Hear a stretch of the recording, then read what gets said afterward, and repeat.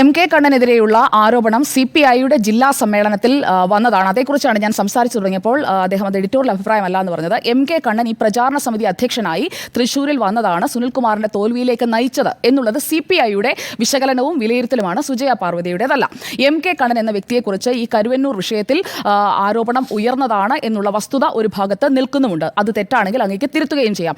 കരുവന്നൂരിൽ നടന്നത് സഹകരണ കൊള്ളയാണ് എന്നുള്ളത് കൃത്യമായി ചർച്ച ചെയ്യപ്പെട്ട വിഷയമാണ്. നമ്മൾ തന്നെ ഒരുപാട് തവണ ഇവിടെ ഇരുന്ന് ചർച്ച ചെയ്തതാണ്.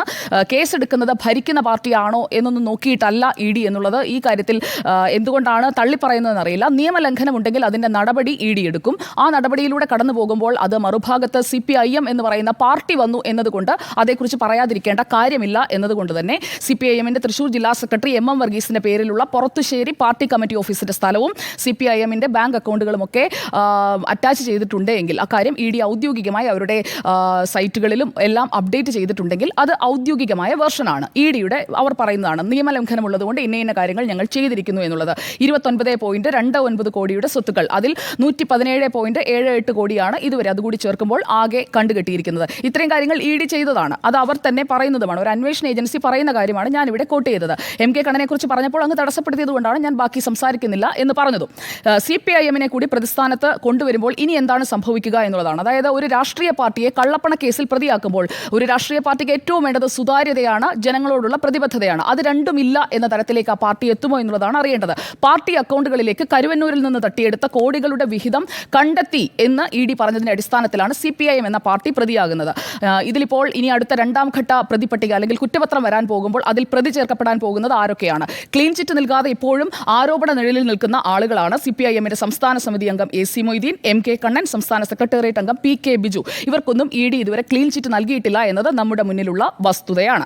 EP Jayarajan, AC Moideen, PK Biju എന്നിവരുടെ നിർദ്ദേശപ്രകാരമാണ് വായ്പകൾ അനധികൃതമായി അനുവദിച്ചത് എന്നുള്ളത് ഇതുവരെ EDക്ക് കിട്ടിയ മൊഴികളിൽ പറയുന്ന കാര്യമാണ്. ആദ്യഘട്ട കുറ്റപത്രം സമർപ്പിച്ചപ്പോൾ ഇക്കാര്യങ്ങൾ, അതായത് തങ്ങൾക്ക് കൂടുതൽ മൊഴികൾ ലഭിച്ചിട്ടുണ്ട് എന്നുള്ളത് ED കോടതിയെ അറിയിച്ചതാണ്. സുജയ പാർവതി പറയുന്നതല്ല. CPIM എന്ന പാർട്ടിയെ പ്രതിപട്ടികയിൽ ഉൾപ്പെടുത്തിയത് അടുത്തതായി ED ചെയ്യാൻ പോകുന്നത് തെരഞ്ഞെടുപ്പ് കമ്മീഷനെ അറിയിക്കുക എന്നുള്ളതാണ്. കാരണം ഒരു പാർട്ടിയുടെ പ്രവർത്തനത്തെയും അംഗീകാരത്തെയും ഒക്കെ ബാധിക്കുന്ന കുരുക്കായി കരുവന്നൂരിൽ കൊടുക്കുമോ എന്നുള്ളതല്ല, അതിനും അപ്പുറം ഒരു പാർട്ടിയുടെ പ്രവർത്തനത്തെയും അംഗീകാരത്തെയും ഒക്കെ ബാധിക്കുന്ന കുരുക്കായി ഇത് മാറുമോ എന്നുള്ളതാണ് ഇനി കാത്തിരുന്ന് കാണേണ്ടത്. ഇവിടെ പാർട്ടിയെ പ്രതിയാക്കുമ്പോൾ അടുത്തതായി ഈ പാർട്ടിക്ക് വേണ്ടി ആരെങ്കിലും സംസാരിക്കണമല്ലോ, അതായത് ചോദ്യം ചെയ്യലിന് ഹാജരാകണം. അത് സംസ്ഥാന സെക്രട്ടറി MV ഗോവിന്ദൻ അടക്കമുള്ള ആരാണ്, സംഘടനാ ചുമതലയുള്ള ആരെയൊക്കെയാണ് വിളിപ്പിക്കേണ്ടത്, അതും ആ അന്വേഷണ ഏജൻസി തീരുമാനിക്കേണ്ട കാര്യമാണ്.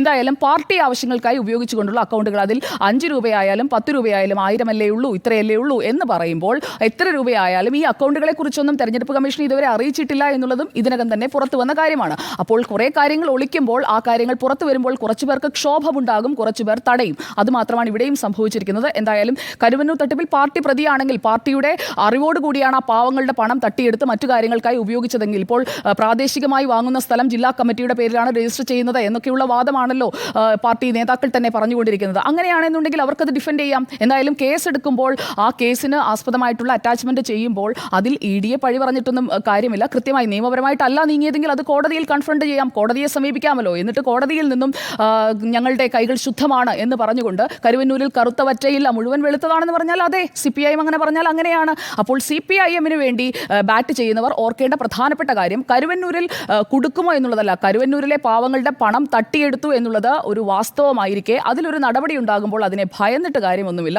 കൃത്യമായി തട്ടിയെടുത്തിട്ടുണ്ടെങ്കിൽ അവർ അതിൽ പെടും. അത്രമാത്രമാണ് എനിക്ക് പറയാനുള്ളത്.